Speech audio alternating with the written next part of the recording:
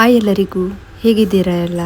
ಚೆನ್ನಾಗಿದ್ದೀರಾ ಅಂದ್ಕೋತೀನಿ. ನಾನಿವತ್ತು ಮನೆಯಲ್ಲೇ ಸುಲಭವಾಗಿ ಹಾಗೆ ರುಚಿಯಾಗಿ ಚಿಕನ್ ಮೋಮೋಸ್ ಜೊತೆಗೆ ಖಾರವಾದ ಚಟ್ನಿಯನ್ನು ಹೇಗೆ ಮಾಡೋದಂತ ಹೇಳಿಕೊಡ್ತೇನೆ. ನೋಡುವ ಬನ್ನಿ.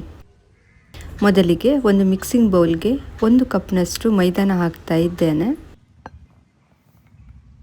ಇದಕ್ಕೆ ಸ್ವಲ್ಪ ಉಪ್ಪು ಹಾಗೆ ನೀರನ್ನು ಸೇರಿಸಿ ಚೆನ್ನಾಗಿ ಮಿಕ್ಸ್ ಮಾಡಿಕೊಳ್ಳಿ.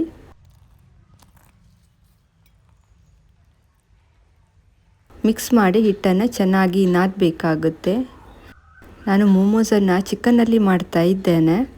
ವೆಜ್ನಲ್ಲಿ ಕೂಡ ಮಾಡ್ತಾರೆ, ಅದನ್ನು ನೆಕ್ಸ್ಟ್ ವಿಡಿಯೋದಲ್ಲಿ ಮಾಡಿ ತೋರಿಸ್ತೇನೆ.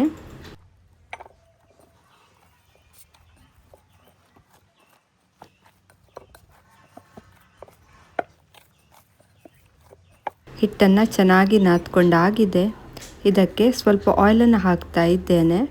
ಇನ್ನು ಹಿಟ್ಟನ್ನು 1 ಗಂಟೆ ನೆನೆಯಲಿಕ್ಕೆ ಇಡ್ತಾ ಇದ್ದೇನೆ. ಇದು ನೆನೆಯೋಷ್ಟರಲ್ಲಿ ಉಳಿದದನ್ನು ರೆಡಿ ಮಾಡುವ.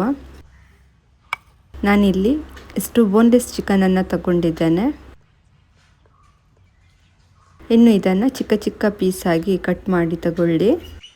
ಇದಕ್ಕೆ ಒಂದು ಈರುಳ್ಳಿ, ಸ್ವಲ್ಪ ಶುಂಠಿ, ಸ್ವಲ್ಪ ಬೆಳ್ಳುಳ್ಳಿ, ಸ್ವಲ್ಪ ಹಸಿಮೆಣಸು ಇಷ್ಟನ್ನು ಚಿಕ್ಕ ಚಿಕ್ಕ ಪೀಸಾಗಿ ಕಟ್ ಮಾಡಿ ಹಾಕಿದ್ದೇನೆ.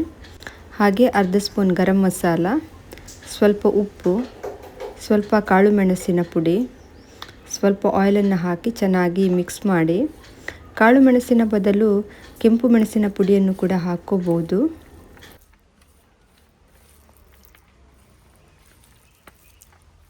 ಮೋಮೋಸ್ಗೆ ಸ್ಟಫಿಂಗ್ ರೆಡಿಯಾಗಿದೆ. ಇನ್ನು ಚಟ್ನಿಗೆ ಪಾತ್ರೆಗೆ ಸ್ವಲ್ಪ ನೀರು, ಹಾಗೆ 3 ಟೊಮ್ಯಾಟೊ, 7 ಬ್ಯಾಡಗಿ ಮೆಣಸು, ಸ್ವಲ್ಪ ಬೆಳ್ಳುಳ್ಳಿನ ಸೇರಿಸಿ ಬೇಯಲಿಕ್ಕೆ ಇಟ್ಕೊಳ್ಳಿ. ಟೊಮೆಟೊ ಸಿಪ್ಪೆ ತೆಗೆಯುವಷ್ಟು ಬೇಯಿಸ್ಕೊಂಡ್ರೆ ಸಾಕು.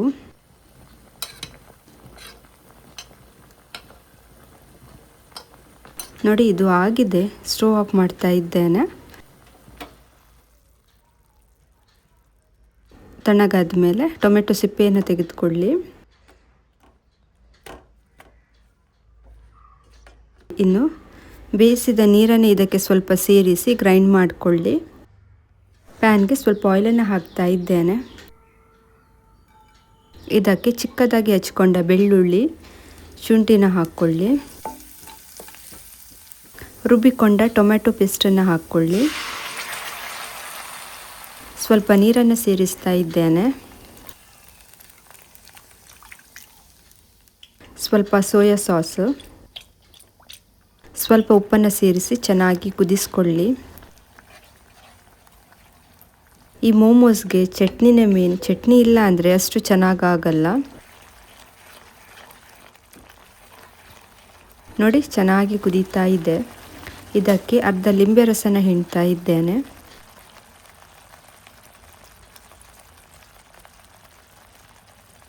ಹಾಗೆ ಸ್ವಲ್ಪ ಕೊತ್ತಂಬರಿ ಸೊಪ್ಪನ್ನು ಸೇರಿಸಿ ಮಿಕ್ಸ್ ಮಾಡಿಕೊಳ್ಳಿ.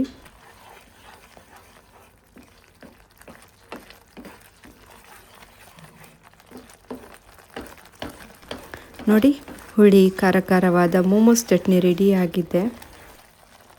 ಹಿಟ್ಟು ಸಹ 1 ಗಂಟೆ ಆಗಿದೆ. ನೋಡಿ, ಹಿಟ್ಟು ಎಷ್ಟು ಸಾಫ್ಟ್ ಆಗಿದೆ.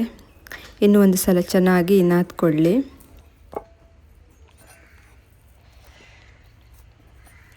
ಚಿಕ್ಕ ಚಿಕ್ಕ ಉಂಡೆ ಮಾಡಿ ತೆಳುವಾಗಿ ಲಟ್ಟಿಸ್ಕೊಳ್ಳಿ. ಹಾಗೆ ಇನ್ನೂ ನನ್ನ ವಿಡಿಯೋನ ಸಬ್ಸ್ಕ್ರೈಬ್ ಮಾಡದೆ ನೋಡ್ತಾ ಇದ್ದರೆ ಪ್ಲೀಸ್ ಕೋಸ್ಟರ್ ಕುಕಿಂಗ್ ಚಾನಲನ್ನು ಸಬ್ಸ್ಕ್ರೈಬ್ ಮಾಡಿಕೊಳ್ಳಿ. ಇನ್ಸ್ಟಾಗ್ರಾಮ್, ಫೇಸ್ಬುಕ್ ಪೇಜ್ನಲ್ಲೂ ಕೂಡ ಫಾಲೋ ಮಾಡಿ, ಸಪೋರ್ಟ್ ಮಾಡಿ.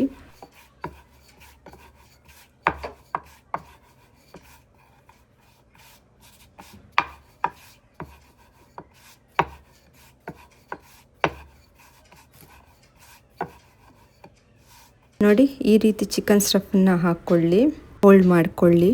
ತುಂಬ ವೆರೈಟಿಯಲ್ಲಿ ಡಿಸೈನ್ ಮಾಡ್ತಾರೆ. ನಾನು 2 ರೀತಿಯಲ್ಲಿ ಡಿಸೈನ್ ಮಾಡಿ ತೋರಿಸ್ತೇನೆ.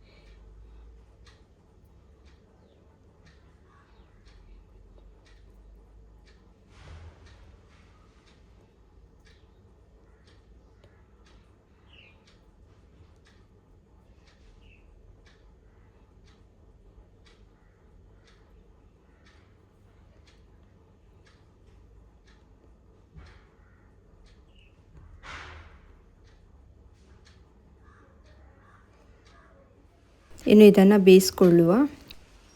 ಪಾತ್ರೆಗೆ ಸ್ವಲ್ಪ ನೀರು, ಹಾಗೆ ಈ ರೀತಿ ಪಾತ್ರೆ ಇಟ್ಟು ಅದಕ್ಕೆ ಎಣ್ಣೆಯನ್ನು ಈ ರೀತಿ ಹಚ್ಕೊಳ್ಳಿ.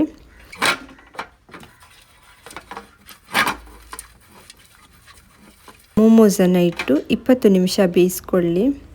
ಇಡ್ಲಿ ಮಾಡುವ ಅಟ್ಟದಲ್ಲೂ ಕೂಡ ಬೇಯಿಸ್ಕೋಬಹುದು.